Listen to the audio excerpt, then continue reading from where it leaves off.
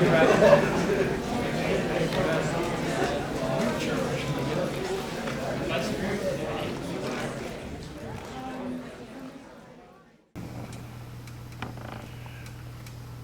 the council tell the governor to kill the 270 toll lane project? The governor's killed the 270 toll lane project. The governor was asking questions about the Transurban deal that Governor Hogan put together. And Transurban said, you know what, we don't want to answer your questions. We don't want to go in the direction you're going in, and they walked away. There is no plan. That's the bottom line. There is no plan. I've spoken with Secretary Wiedefeld about it. They know where the council is. They know where the county executive is. They know what Montgomery County's thoughts are. Do they do something? I don't know. But right now there is no plan, and Transurban has walked away. It's like boom. But we did get record funding for bus rapid transit to come to the county, which is what we negotiated last year. So I'm glad the governor delivered, and that will be coming soon. Kate, this question was primarily for yourself. Okay. Apparently, cell phone towers can now be built 30 feet from homes and apartments. Would you be willing to revisit this issue and back them up? Thank you for this question. So this is something I worked on as the mayor in Tacoma Park, and we actually have a pretty good law on the books in the city of Tacoma Park regarding this.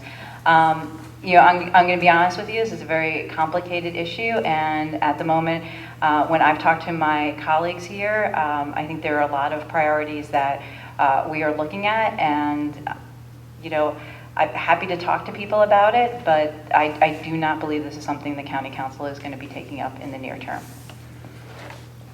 So I know cell towers are something that we've all, that people have been talking about for the last 2 or 3 years.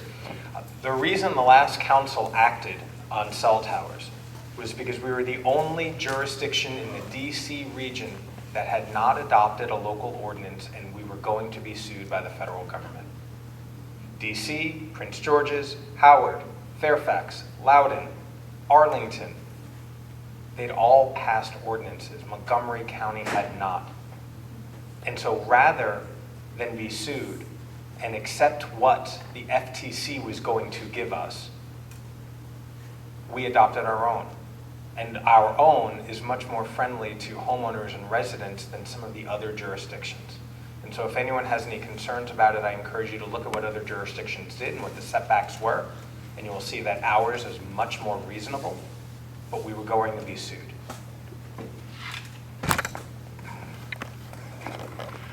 Now that the council has expanded to 11 members, and you've been working for 6 months, what have you noticed as the impact of this change? Yes, because you only know the change. We don't know it. Oh, well, you know, just being, you know, moving from the city council and onto the now double the size on the city council in Gaithersburg, I was the only woman there. Now I have 5 other women to collaborate with, build consensus with, and 5 men who bring, you know, wisdom and experience of past council business. And so I feel like, you know, in my opinion, I look forward to hearing what our president's going to say, but I feel like the conversations have been more nuanced. You know, my colleague who isn't here, Marilyn Balcone, she said the mama showed up and we're getting things done. So I'll take credit for that. And so, I'm glad to have known every single one of my colleagues prior to being on the council, knowing their experience, their passions. And so it's been just really, really good to work with like-minded individuals. I'm a mama's boy. I grew up in a home with a single mom who worked 2 jobs for me. I love being around strong, independent women, and I love having these 2 and the other 4 as colleagues, genuinely. It is a wonderfully collaborative dynamic. They are thoughtful, they are detailed, and I'm glad they're here. You're recording this, right? Right. I will say it again. Yeah.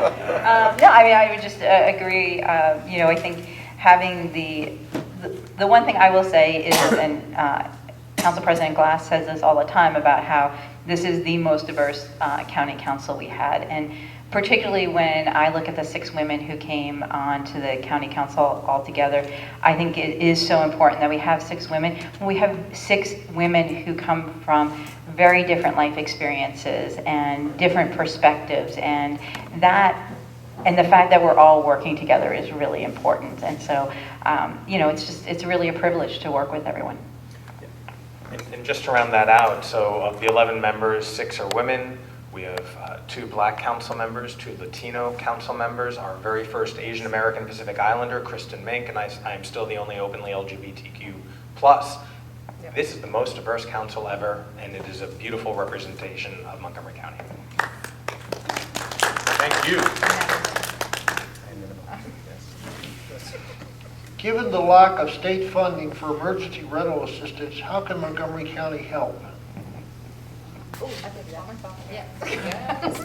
So, getting back to the recordation tax that I was very excited about before, because now, because of the recordation tax that we passed, we have dedicated funding to go to, and we have a number of programs in the county for eviction prevention, but now we will have a dedicated stream of money going towards eviction prevention. This year, it's $7.5 million. What we're projecting moving forward is about $10 to $12 million each year. And we can augment that through our operating budget, but the important thing is that's the base that we're going to be starting with through the recordation tax. And like I said, there are a number of different programs and Councilmember Sales talked about a number of them to provide assistance for folks. I will say one of the things that I would like to see us take on and work with the county exec is that a lot of our rental assistance programs, what happens is that people can only apply for them when they start to get behind in their rent. And that adds anxiety to people, that you already have to be behind before you can qualify. So I'd like to see a way that we might be able to revise those programs. And just to provide some context on that, because some people might not think that that amount of money is a lot, before the pandemic, we only had about $2-3 million. And so we're now in double digits. It's much better. And I remember my first year on the council serving on the Health and Human Services Committee, we asked about the rental assistance program, which was much smaller, more straightforward, and the subsidy that they provided was only $200. And I remember asking, okay, so how long has it been $200? 20 years. So the first year that we inquired about this, we increased it from $200 to $400. And now we're continuing to add more money, so we are making really good progress here. Ditto. So I'm sorry to break the thing, but I just want some clarification on this $7.5 million. When I hear Fanny Gonzalez, Could you stand up? talk about their bill, they talk about. Could you they stand talk up? about- hold on. They talk about $30 million for rent subsidies. That's what they say, right? Oh, well, our bill isn't so bad because we're going to provide $30 million in rent subsidies. Is this the same as that, or is this different than that? And if so, where's the $30 million? That's, because I'm confused. I can't speak for their bill. I don't know all the nuances. So there's no We're not 30 signed on to Councilmember Fanny Gonzalez's bill that proposes a $30 million subsidy to go towards the rental assistance fund. But this particular fund, we can't guarantee that $8 million will be set aside because of recordation taxes. That's for anyone who buys or sells a home. And that's something that we've never been able to do before. And as Council President Glass mentioned, he took away my talking point, but they doubled the rental assistance subsidy. So my point was this, is that they publicly advertised, it wasn't going to be in their bill, but it was going to be in the budget. That's what they said. That's what they $30 said. million. for We're rent all subsidies gonna because tune in their to bill was hear. proposing a 15, up to 15%. Bye. Does the county have any policies, programs, or citizen guidance regarding panhandlers at major intersections?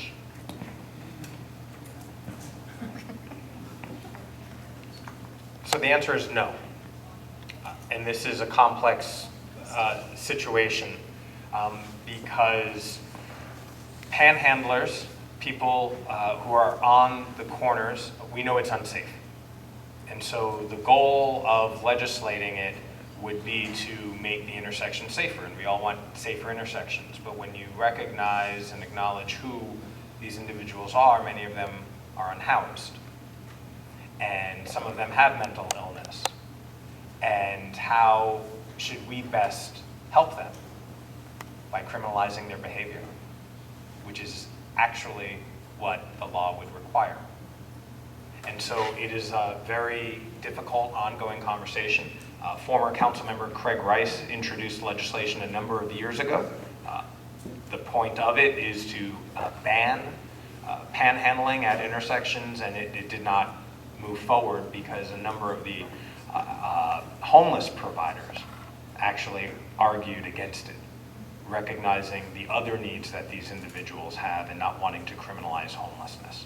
It's complex, I get it, and we don't want anyone to be hurt when they're out there, but I don't think personally that homelessness should be criminalized. That is, what are you talking about?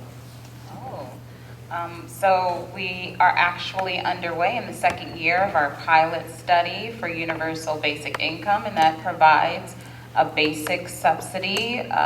Currently, the pilot is providing $800 a month to a subset of folks who were identified a year ago, and they are able to save up, pay bills, plan better for their families. We just have to figure out a dedicated funding stream, but we are moving forward with continuing to fund the program again in this year's budget, and we'll be evaluating the benefits, the savings that programs like this have. Alaska has a universal basic income. There's lots of places, California, I think they just passed one in Prince George's County in one of their municipalities, and so it's catching on. We just have to ensure a funding stream to make it happen. Thank you. What is being done to attract new business to Montgomery County? Well, if you visit the Visit Montgomery website or social media, we just launched our Visit Montgomery page, our Visit Montgomery marketing campaign. We also have a Be Next marketing campaign with the county's Economic Development Corporation. And so they're traveling near and far. They just came back from Taiwan to tout the incredible life that you can live if you move your business here to Montgomery County. That's why we wanted to fund our schools to ensure that people are still attracted to the county because of our schools, our incredibly talented workforce. And so those are some of the attributes that we're trying to tout and broadcast near and far to attract businesses here. And if you go to the county's website for permitting or economic development, you'll see an entire suite of incentive packages that we offer businesses, small and large, to move here, to stay here, and to grow their businesses here. So this question is in part why I created the Economic Development Committee, to have more time at the council to talk about this. There's a number of ways, a number of things I can share, and I'll defer to Councilmember Stewart to talk about North Bethesda and the exciting things that are happening there. But on any given day, Montgomery County is the third or fourth largest hub of bio-life sciences in the country. Here in Montgomery County, not the DC region. And that is incredible. Mostly focused in Rockville and Gaithersburg area, but it is a true testament to this community, to the federal assets that we have from FDA and NIH and NIST. And the county is currently in the process of updating some of our grant programs so that entrepreneurs can get funding from the county to help launch their companies. We're working on it. We continue to refine it as industries and sectors continue to change and the nature of entrepreneurship evolves. And so that's what these laws continue to do. But there's a lot going on here. And if you haven't been to Bethesda in the last 6 months or so and seen Marriott's brand new headquarters, it is beautiful. And the reason Marriott is still in Montgomery County is because they wanted to be in downtown Bethesda as opposed to an office park, because their young employees did not want to go to the suburban office park by Montgomery Mall. They wanted to take the Red Line or one of the buses to go to downtown Bethesda and walk around. And so as we think about growth and development, we need to think about that too. Yeah, so what are we doing to attract businesses here? It's what Council President Glass just said. It's investing in our infrastructure, it's investing in our schools, it's investing in our communities, because that's why people want to live here, and that's why the companies want to come here and open up. And again, I'm just going to say that's why the recordation tax was so important, because we are funding those projects and moving forward. In North Bethesda, we are moving forward with a lot of the biotech businesses. And one of the investments that is happening there is a research institute that is moving forward with. It's a partnership with the University of Maryland, the University Medical Centers, and a number of folks to actually create a hub for advancing artificial intelligence research. And it's a great start to this partnership.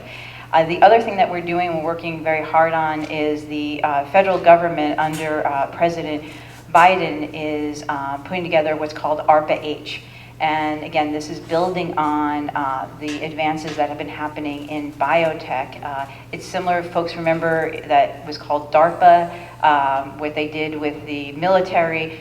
But this is with the medical and biotech sciences. And so it's to bring together the best and the brightest in sciences to advance cures for diseases and other things. And they want to house it outside of the gates, they call it, of like NIH and other things. I see some people nodding, you know what I'm talking about. North Bethesda is in the running to get this. And we're working really hard, and my time's up, okay. It's exciting. It's exciting. If I could just briefly share some investments. The council approved a $3.2 billion for the county's incubators and our economic partnerships. Over 1.2 million supports Black and Latino-owned businesses. We also approved nearly 11.1 million in the budget for the Bethesda, Silver Spring, and Wheaton urban districts. And we also had enough funding to start the newly formed Friendship Heights urban district. And then, as I mentioned, the council's Economic Development Corporation has almost $6 million to continue attracting and promoting businesses in the community. Sorry, just one more thing, because we are in talking about Silver Spring, and I think, you know, we have a lot of new businesses in Silver Spring. Nike just opened. We're getting Uniqlo is coming to downtown Silver Spring. We have a number of restaurants that have opened, the Black Lion, the Breakfast Club. You know, there is a lot happening, and a lot of investment that is happening in downtown Silver Spring. And, you know, and there's going to be more to come soon there. There are a couple of projects that are coming online that are very exciting. We just did the ribbon cutting for the Leggett Center, which will be housing for older residents, 62 and older. And this is a great project because it's also done in partnership with Habitat for Humanity and Holy Cross Hospital, and we'll have a wellness center there. And it's right next door to a brand new aquatic center that will be opening this fall. So I just wanted to also add that to the conversation about economic development. And that's on 2nd Avenue by Mi Rancho in the courthouse. We're going to wrap it up here at 8:30, so if each of you could take 5 minutes or less to wrap up, appreciate it.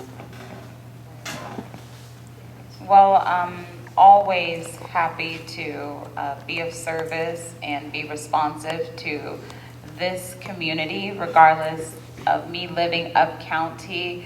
I'm just honored to be able to represent every corner of our county and I know how engaged Silver Spring Tacoma Park area is, so I know when I come here, I make sure I have all of my facts.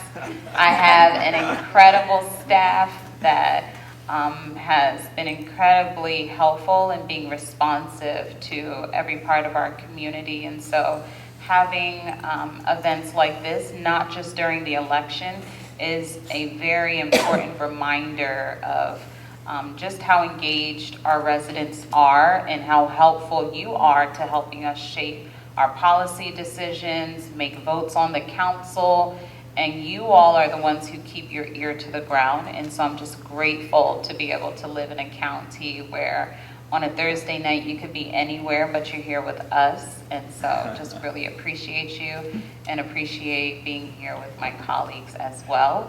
I'll have some cards. Don't hesitate to contact our office for anything. Thank you so much. Have a great evening. I also appreciate you all coming out tonight on a beautiful day. And so I'll share with you just things I'm working on that you'll be hearing about in the weeks and months ahead. Just before the budget was introduced, I introduced a bill, the Safe Streets Act, working to make sure that our roads are safer for everybody. One of the things, it does four things. One of the things it does is it's going to ban turning on red light, turn on red, right turn on red in many of our downtown areas, recognizing that 75% of pedestrian incidents happen at intersections. It's data driven. People are walking and people aren't looking at them because they're looking left as they're turning right. And so we're going to do that. We're also going to work with MCPS and the Department of Transportation to do thorough reviews anytime a child or an adult is hit walking to or from school. You know, one of the most sacred things that we should provide for, letting our kids go to school safely and come home intact. And it breaks my heart whenever I see an alert on my phone with an incident for an elementary, middle, or high school student. So it's going to require a thorough review there. Another thing, getting back to policing, it's going to require the county executive to have an automated traffic plan. If we want to truly reduce racial disparities and have safe roads at the same time, we can implement more cameras. And that's what I'm requesting that the county executive do in this legislation. Share a plan for more cameras so that we can reduce on-street presence, but still make sure that bad actors receive a ticket. Because I think it is far better to get hit in the wallet than to hit somebody on the street. And then, so that is the Safe Streets Act. Another thing that will be coming forward is about economic development. I've requested from the Office of Legislative Oversight, the Council's Research Division, to look into our regulations here in Montgomery County to see how we make our businesses, how many hoops we make our businesses jump through to open up, to become entrepreneurial, whether it's a coffee shop or a biotech company. We have things in place that might have been put in place for good reason 3 decades ago. But in this modern economy, do we still need them? So we're doing a thorough review to see how we can do better. And once I get that report, I'll work with my colleagues, particularly my colleagues on the Economic Development Committee, and I know that Councilmember Sales is very interested in this and has her own proposals too, so that we're going to work together to see how we can cut some red tape, introduce some green tape, and fast track a lot of businesses' opportunities here. So those are 2 things that are happening in the next few months. But in the meantime, it is a pleasure working with them. It is a pleasure living in this community. Half of you I see when I'm walking my dogs on any given day, and I appreciate it when you let me walk my dogs, and you text me problems about other things later.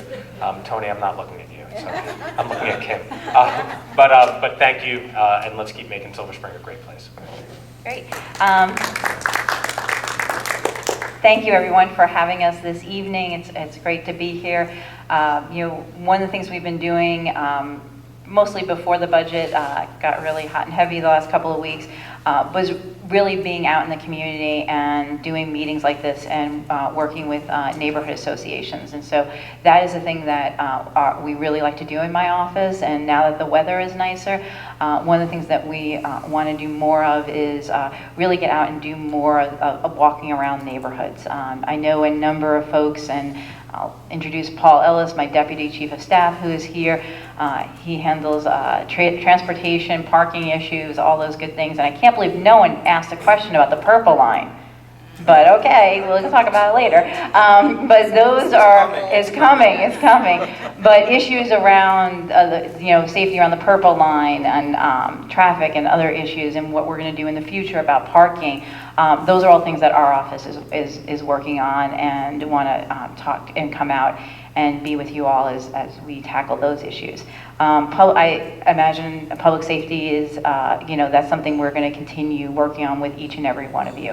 As we've talked to here, there are these national trends. We need to fight the gun violence, and most importantly, it's making sure we feel safe in our communities. And so we will continue to be doing that.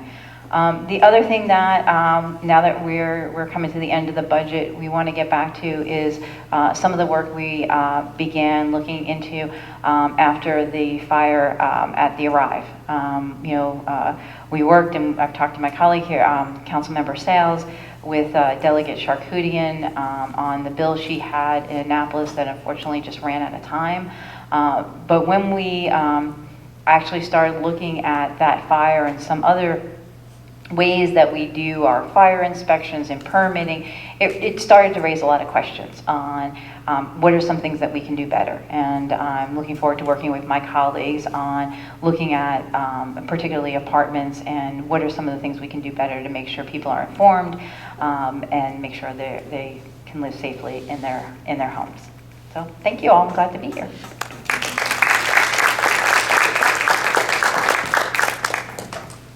I'd just like to put in a plug for our annual picnic, which is going to be on June 24th this year. Watch your emails for further information. Most of the people you'd want to see and talk to will be there. And that's all for tonight. Thanks for coming. Thank you. Good night, everyone.